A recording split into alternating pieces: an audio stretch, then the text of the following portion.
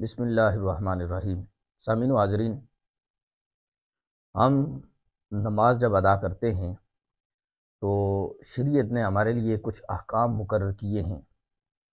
یعنی جس طرح ہم کسی میدان میں نماز پڑھتے ہیں، صحرا میں، کھلی جگہ میں نماز پڑھتے ہیں، اس کے لیے ہمارے لیے حکم یہ ہے کہ ہم اپنے سامنے کوئی چیز سترا، جس کو شرعی طور پہ کہا جاتا ہے، اپنے سامنے سترا گاڑ لیں، کوئی چیز ایسی رکھ دیں کہ جو اس کے درمیان آڑ بن جائے، نمازی اور گزرنے والے کے درمیان آڑ بن جائے۔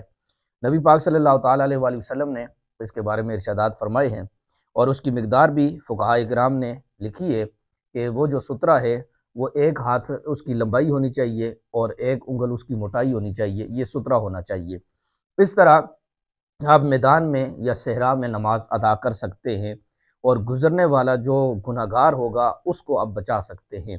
اسی طرح دین اسلام نے ہمیں ایک اور چیز بتائی قبرستان میں نماز ادا کرنے کے بارے میں، تو علماء کرام نے اس کو مکروہ لکھا ہے۔ اگر قبر جو ہے نا وہ سامنے ہے، آنکھوں کے سامنے قبر آ رہی ہے، اس بندے کی سامنے بالکل قبر ہے، تو یہ حرام ہے، قبر کو سجدہ کرنے کے مشابہ ہے۔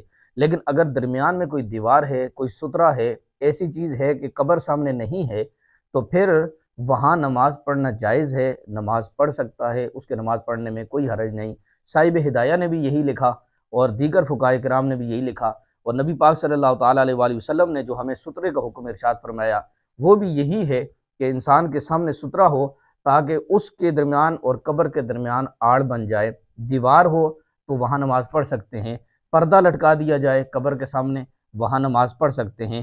اگر قبر کے بالکل سامنے اگر کوئی شخص نماز پڑھ رہا ہے تو یہ مشابہت کی وجہ سے قبر کا سجدہ کرنا ہمارے نزدیک، ہمارے دین اسلام میں سخت حرام ہے اور جائز نہیں۔ اگر جائز سمجھ کے سجدہ کر رہا ہے تو پھر تو کفر کر رہا ہے، اور اگر مطلب یہ ہے کہ اس کا سجدہ کر رہا ہے تو یہ حرام کر رہا ہے۔ تو اس لیے نبی پاک صلی اللہ علیہ وسلم نے ان چیزوں سے منع کیا۔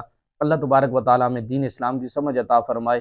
اللہ تبارک و تعالیٰ شریعت مطہرہ کے مطابق زندگیاں گزارنے کی توفیق عطا فرمائے۔